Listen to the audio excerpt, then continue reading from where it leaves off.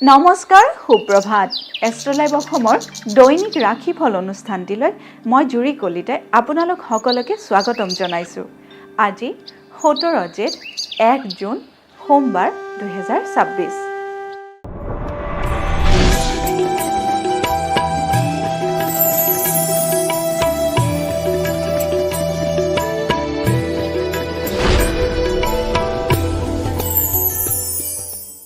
পঞ্চাং অনুসৰি আজিৰ দিনটো ৰাশিফল মেষ ৰাশি।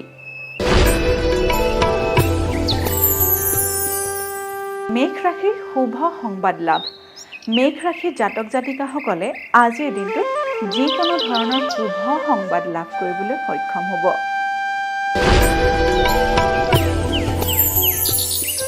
বৃষ ৰাশি। বৃষ ৰাশিৰ বিত্ত লাভ। বৃষ ৰাশিৰ জাতক জাতিকাসকলক আজিৰ দিনটোত অৰ্থপ্ৰাপ্তিৰ যোগে দেখা দিছে। মিথুন ৰাশি। মিথুন ৰাশিৰ সম্পত্তি লাভ। মিথুন ৰাশিৰ জাতক জাতিকাসকলৰ বাবে আজিৰ দিনটো শুভ দেখা গৈছে। আজিৰ দিনটোত তেওঁলোকে যিকোনো ধৰণৰ স্থাবৰ বা অস্থাবৰ সম্পত্তি প্ৰাপ্তিৰ যোগেও দেখা দিছে।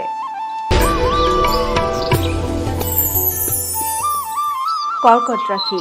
কৰ্কট ৰাশিৰ অৰ্থ ক্ষেত্ৰত চিন্তা। কৰ্কট ৰাশিৰ জাতক জাতিকাসকলে আজিৰ দিনটোত টকা পইচাৰ ক্ষেত্ৰত চিন্তান্বিত হৈ দিনটো কটাব পাৰে।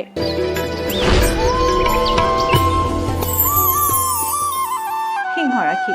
সিংহ ৰাশিৰ ভ্ৰমণত সিদ্ধি লাভ। সিংহ ৰাশিৰ জাতক জাতিকাসকলে আজিৰ দিনটোত ভ্ৰমণ কৰিলে সিদ্ধি লাভ কৰিবলৈ সক্ষম হ'ব।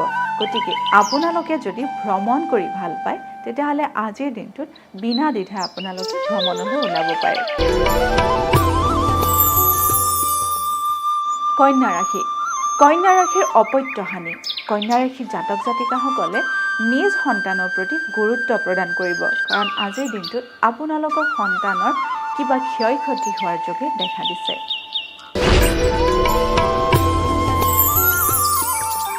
তুলা ৰাশি। তুলা ৰাশিৰ বন্ধু হানি ভয়। তুলা ৰাশিৰ জাতক জাতিকাসকলৰ আজিৰ দিনটোত পুৰণি বন্ধুৰ লগত বাক বিতণ্ডাত লিপ্ত হোৱাৰ যোগে দেখা দিছে।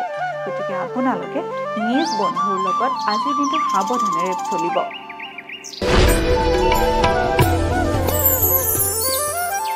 বৃশ্চিক ৰাশি। বৃশ্চিক ৰাশিৰ অপমান গ্লানি। বৃশ্চিক ৰাশিৰ জাতক জাতিকাসকলে আজিৰ দিনটোত মিছা অপমানৰ সন্মুখীন হ'ব পাৰে।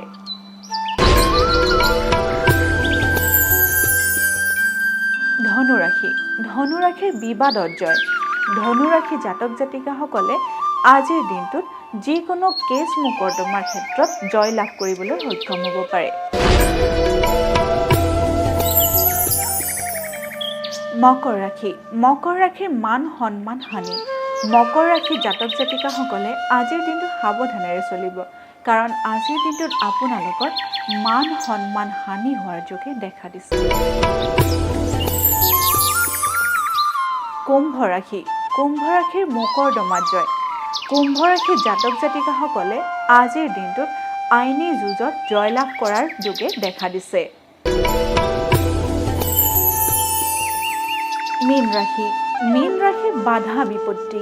মীন ৰাশিৰ জাতক জাতিকাসকলে আজিৰ দিনটোত যিকোনো কামতে বাধা বিঘিনিৰ সন্মুখীন হ'ব পাৰে। গতিকে আজিৰ দিনটো আপোনালোকে সাৱধানেৰে চলিব। এয়াই আছিল আজিৰ দিনটোৰ ৰাশিফল। আপোনালোকৰ দিনটো শুভ তথা সমৃদ্ধিশালী হওক তাৰেই কামনা কৰিছোঁ। লগতে মই জুৰি কলিতাই এষ্ট্ৰলাইভ অসমৰ ৰাশিফল অনুষ্ঠানটিৰ পৰা আজিলৈ বিদায় মাগিছোঁ। ধন্যবাদ।